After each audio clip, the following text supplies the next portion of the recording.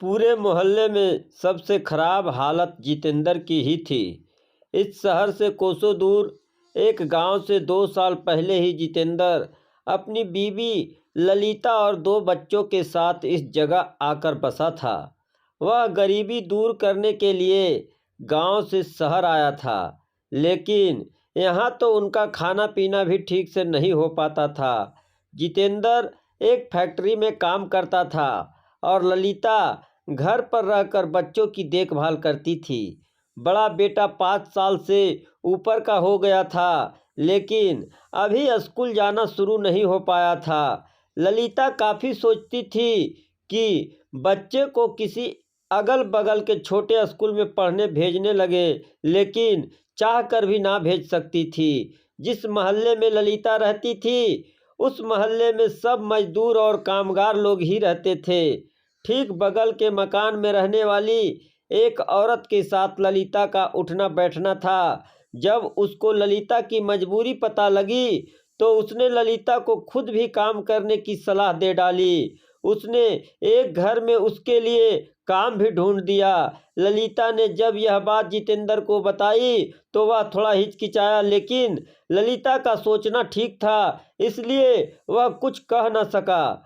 ललिता उस औरत द्वारा बताए गए घर में काम करने जाने लगी। वह काफ़ी बड़ा घर था। घर में केवल 2 लोग, सोनाली और रणधीर, पति पत्नी ही थे, जो किसी बड़ी कंपनी में काम करते थे।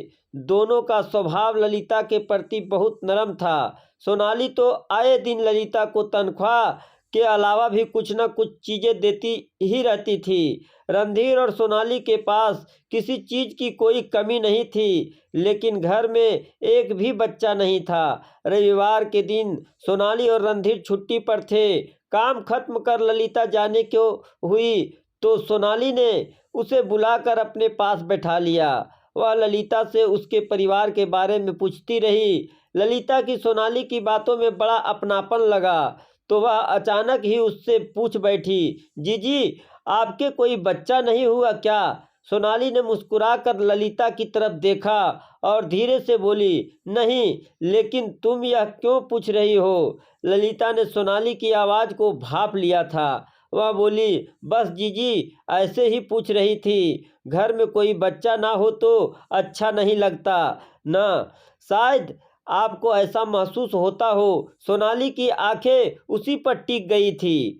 वह भी शायद इस बात को शिद्दत से महसूस कर रही थी। सोनाली बोली, तुम सही कहती हो ललिता, मैं भी इस बात को लेकर चिंता में रहती हूँ, लेकिन कर भी क्या सकती हूँ। मैं माँ नहीं बन सकती, ऐसा डॉक्टर कहते हैं। यह कहते कहते सोनाली का गला भर्रा गया था। ललिता भी आगे कुछ कहने की हिम्मत न कर सकी थी। उसके पास शायद इस बात का कोई हल नहीं था। सोनाली और रणधीर शादी से पहले एक ही कंपनी में काम करते थे, जहां दोनों में मोहब्बत हुई और उसके बाद दोनों ने शादी कर ली।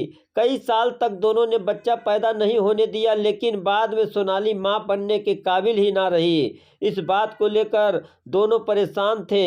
ललिता को सोनाली के घर काम करते हुए काफ़ी दिन हो गए थे।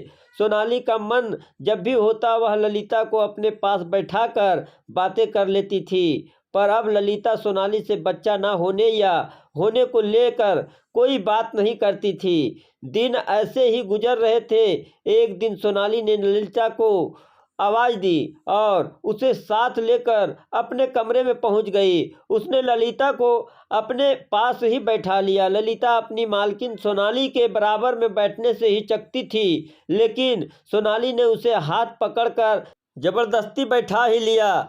सोनाली ने ललिता का हाथ अपने हाथ में लिया और बोली, ललिता, तुमसे एक काम आ पड़ा है, अगर तुम कर सको तो कहूँ। सोनाली के लिए ललिता के दिल में बहुत इज्जत थी। भला वह उसके किसी काम के लिए क्यों मना कर देती। वह बोली, जीजी, कैसी बात करती हो आप, कहो तो सही, ना करूँ तो कहना। सोनाली ने थोड़ा झिझकते हुए कहा, ललिता, डॉक्टर कहता है कि मैं माँ तो बन सकती हूँ, लेकिन इसके लिए मुझे किसी दूसरी औरत का सहारा लेना पड़ेगा। अगर तुम चाहो तो इस काम में मेरी मदद कर सकती हो। सोनाली की बात सुनकर ललिता का मुंह खुला का खुला रह गया।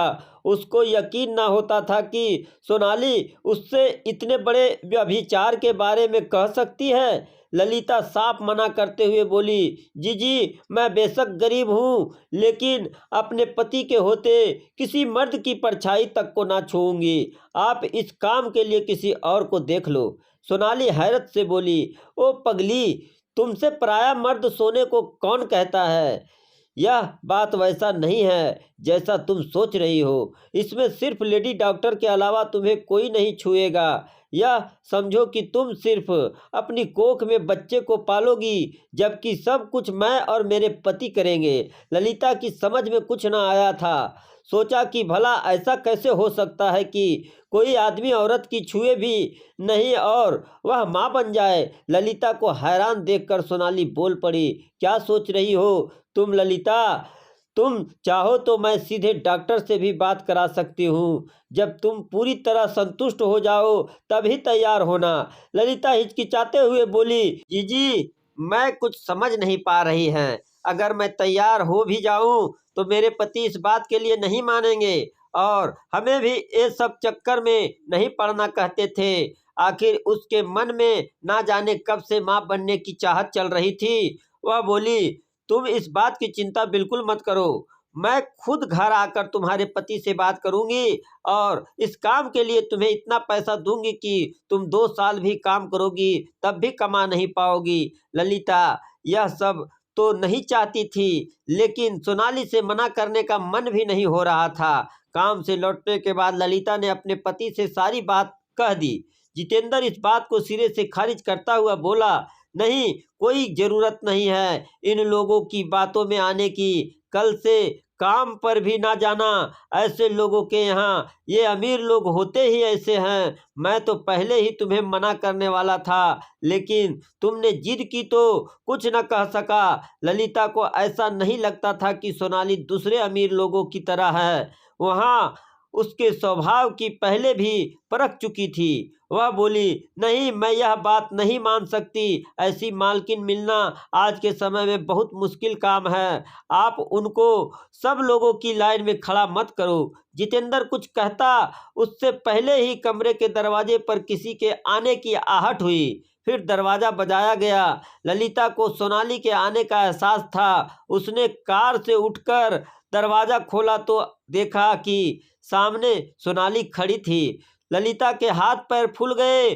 खुशी के मारे मुंह से बात ना निकली। यह अभी पागलों की तरह सोनाली को देख ही रही थी कि सोनाली मुस्कुराते हुए बोल पड़ी, अंदर नहीं बुलाओगी ललिता? ललिता तो जैसे नींद से जागी थी। वह हड़बड़ा कर बोली, हाँ हाँ जीजी, आओ। यह कहते हुए वह दरवाजे से एक तरफ हटी और जितेंद्र से बोली, देखो जी, अपने घर आज कौन आया है? ये जीजी हैं जिनके घर पर मैं काम करने जाती हूँ। जितेंद्र ने सोनाली को पहले कभी देखा तो नहीं था, लेकिन अमीर पहनावे और सावल सूरत को देखकर उसे समझते देर ना लगी। उसने सोनाली से दुआ सलाम की और उठकर बाहर चल दिया।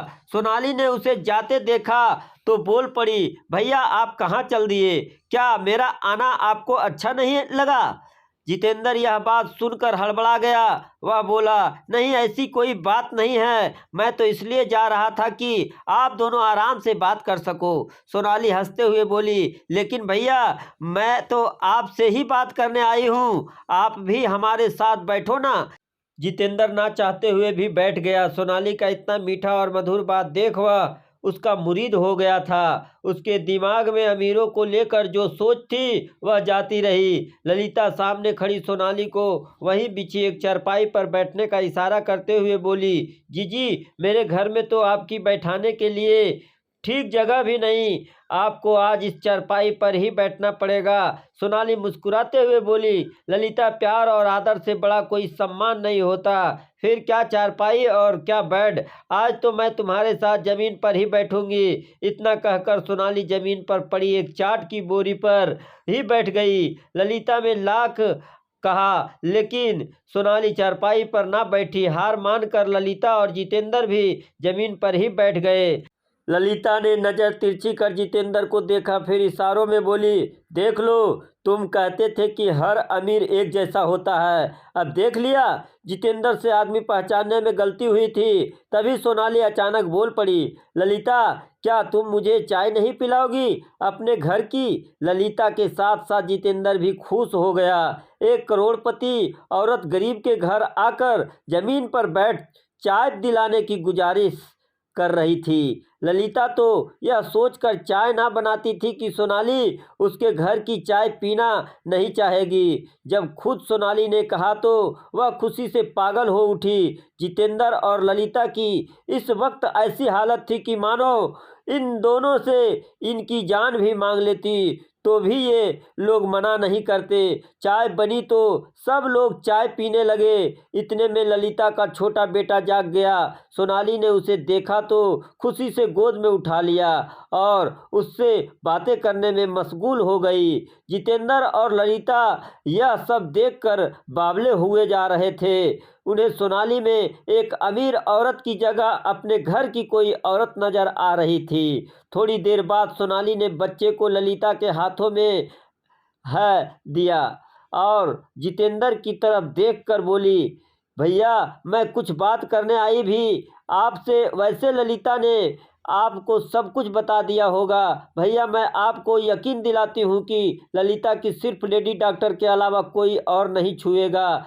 यह इस तरह होगा जैसे कोपाल अपने अंडे कौवे के धौराले में रख देती है और बच्चे अंडों में निकलकर फिर से कोयल के हो जाते हैं। अगर आए जितेंद्र सोनाली की बात पूरी होने से पहले ही बोल पड़ा, बहन जी, आप जैसा ठीक समझे वैसा करें। जब ललिता को आप अपना समझती है तो फिर मुझे किसी बात से कोई डर नहीं। इसका बुरा थोड़े ही ना सोचेगी आप। सोनाली खुशी से उछल पड़ी। ललिता जितेंद्र को मुंह फाड़े देखे जा रही थी। उसे यकीन नहीं हो रहा था कि जितेंद्र इतनी जल्दी हाँ कह सकता है। लेकिन जितेंद्र जी इस वक्त किसी और ही फिजा में घूम रहा था। कोई करोड़पति औरत उसके घर आकर झोली फैलाकर उससे कुछ मांग रही थी।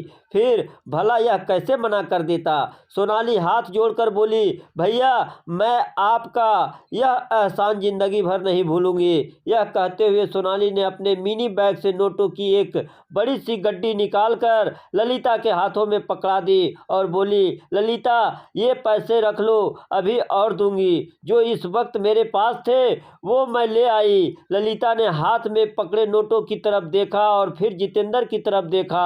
जितेंद्र पहले से ही ललिता के हाथ में नोटों को देख रहा था। आज से पहले इन दोनों ने कभी इतने रुपये नहीं देखे थे, लेकिन फिर भी सोनाली से रुपये नहीं लेना चाहता था। यह बोला, बहन जी, ये रुपये हम लोग नहीं ले सकते।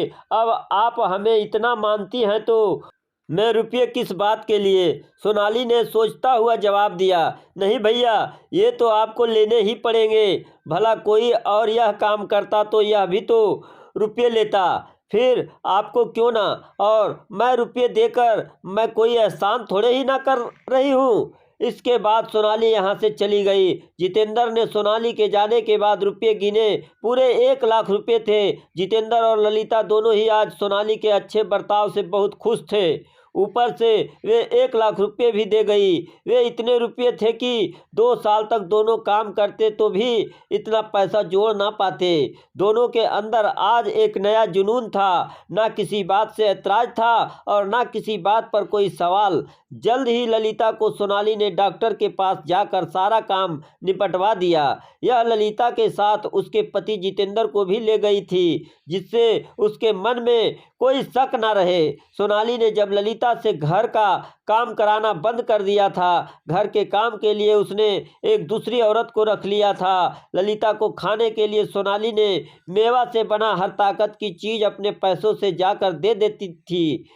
साथ ही 1 लाख रुपये और भी नगद दे दिए थे। सोनाली नियमित रूप से ललिता को देखने भी जाती थी। उसने जितेंद्र और ललिता से उसके घर चलकर रहने के लिए भी कहा था, लेकिन जितेंद्र ने यहाँ रहने के बजाय अपने घर में ही रहना ठीक समझा। जिस समय ललिता अपने पेट में बच्चे को महसूस करने लगी थी, तब से ना जाने क्यों उसे वह अपना लगने लगा था। वह उसे सब कुछ जानते हुए भी अपना मान बैठी थी। जब बच्चा होने की था, तब एक हफ्ता पहले ही ललिता की अस्पताल में भर्ती करा दिया गया था। जिस दिन बच्चा हुआ, उस दिन तो सोनाली ललिता को छोड़कर कहीं गई ही ना थी। ललिता को बेटा हुआ था। सोनाली ने ललिता को खुशी से चूम लिया था। उसकी खुशी का ठिकाना नहीं था, लेकिन ललिता को मन में अजीब सा लग रहा था। उसका मन उस बच्चे को अपना मान रहा था। अस्पताल से निकलने के बाद सोनाली ने ललिता को कुछ दिन अपने पास भी रखा था। उसके बाद उसने ललिता को और 50,000 रुपये भी दिए। ललिता अपने घर आ गई, लेकिन उसका मन ना लगता था। जो बच्चा उसने अपनी कोख में 9 महीने रखा, आज यह किसी और का हो चुका था। पैसा तो मिला था, लेकिन बच्चा चला गया था। ललिता का मन होता था कि बच्चा फिर से उसके पास आ जाए, लेकिन अब ऐसा नहीं हो सकता था। उसकी कोख किसी और के बच्चे के लिए किराए पर जो थी। दोस्तों, यह कहानी आपको कैसी लगी कमेंट के माध्यम से हमें ज़रूर बताएं, और ऐसे ही कहानी सुनाने के लिए मेरे चैनल को लाइक और सब्सक्राइब ज़रूर करें। धन्यवाद।